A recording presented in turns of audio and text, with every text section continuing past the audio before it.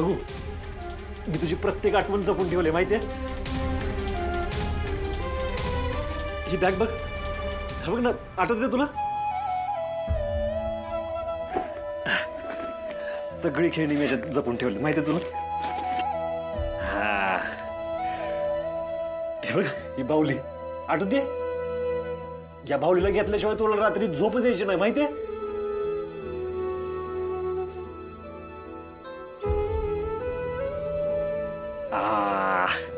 ये बाई चावीची चिमणी. तू किती बी चिडलेली असली, किती बी नाराज असली, तिला चावी दिल्यावर ही चालू झाल्यावर तू जे काय हसायची ना एवढी हसायची ना तू. हे बघ आता पण चालू आहे बघ. बापरे बघ ना. भागू, तू लहानपणी हसायची तशी एकदा हस ना बाळा. भागू, दादा काय म्हणतोय एकदा ऐकून तरी घे ना ग.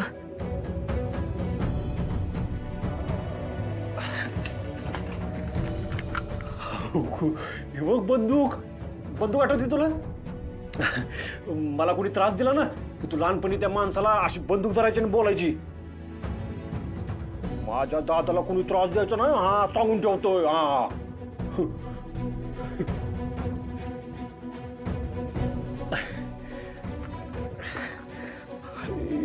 ही काठी बघ, काठी आठवते? ही काठी घेऊन आहे ना त्या माणसाला माग घरभर एवढी पाहिजे आणि कुठेतरी धड पडायची आणि मग ते फुटलेलं ढोपर घेऊन एका खोपड्यात तोंड बारीक करून बसायची. भागू बघ ना.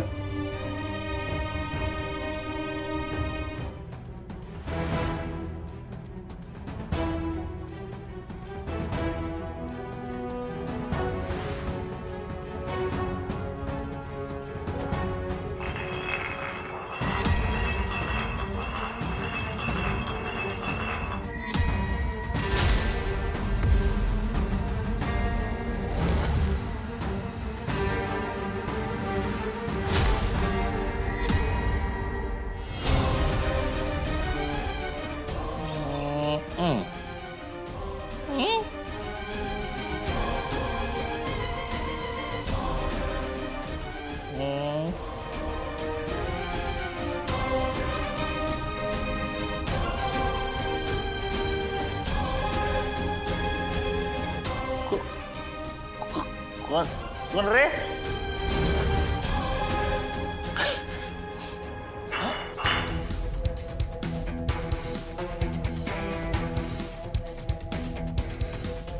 कोण आहे?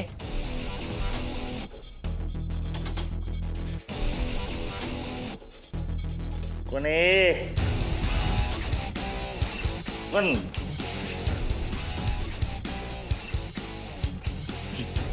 कोण नाही.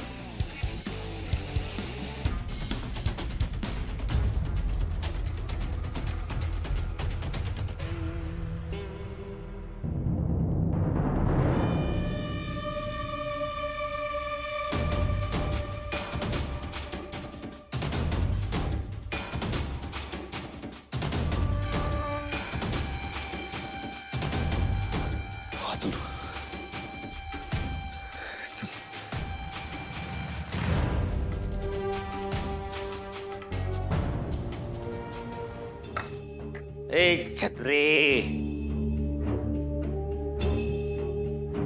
काय झालं? कायला वरडतेस? अहो शत्रू भैया ते बेळगावकर कुठे आहेत? अरे मला काय माहित. असतील इथंच कुठेतरी. जा बघ. शत्रू भैया त्यांच्यावर विश्वास ठेवून उपयोग नाही बर का. डॅडीनी त्यांना सूर्याच्या घरी जाऊन पुढचा बॉम्ब टाकाय सांगितलाय. दोघं नवरा बायको लई चाप्टर दिसत्यात.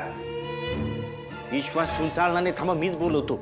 निर्मला बाय, ओ प्रभाकरराव, कुठं आहे तुम्ही? हॅलो, हे काय? बोला. आणि डॅडीनी तुम्हाला सूर्याच्या घरी जायला सांगितलं होतं. आता तुम्ही दोघे इथं झोपा काढताय? अहो हे काय आवरणारच होतो की. कधी आम्ही विचारल्यावर तसं नाही, पण आहे का आम्ही आता निघालोच आहे. हे असं हे बघा, डॅडीनी तुम्हाला सूर्याच्या घरी जाऊन पुढचा बॉम्ब फोडायला सांगितलाय. डॅडी गेल्यात कालिंदी मॅडम कडं.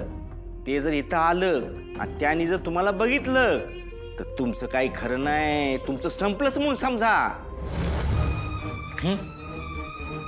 यांना मरायची काय असेल ना तर बिंदास टाइमपास करू. नाही नाही नाही, आम्ही आवरतो. हा आलो. चल. ए छत्रे डॅडी म्हणजे डॅडी आहेत राव. कशी अवस्था करून ठेवली आहे यांची. हा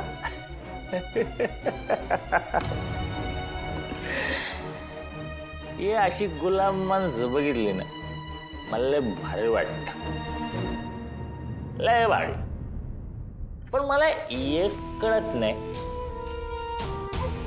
डॅडी ते कालिंदीकडं का म्हणून गेले असतात? हा, आता ते मला कसं माहित असणार?